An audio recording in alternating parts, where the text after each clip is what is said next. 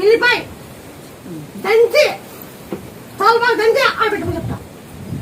ఎల్లిపాయ చాలా బాగా దంచు, దాన్ని పగిలేస్తా. పగిలేసి దాన్ని పగిలేస్తా. ఆ నీళ్ళు తీసేస్తా. మీరు కావాలా మళ్ళీ క్యాన్సర్ పక్కన పుట్టింది భయపడుతున్నాం. మళ్ళీ పక్కన క్యాన్సర్ పుట్టిన అప్పుడు గొంతు బాగైంది.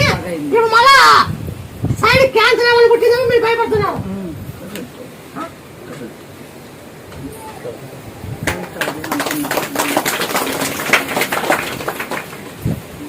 ఎల్లిపాయ, ఉప్పు, పసుపు, మూడు ఉప్పు పసుపు ఎల్లిపాయ సైడ్ బియ్యం పోసుకునేది పడుకునేది తినన్నా.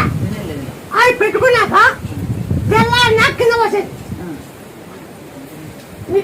పగులలో పెట్టుకో, రాత్రి పగులు పెట్టుకున్నా అడ్డు పెట్టుకో.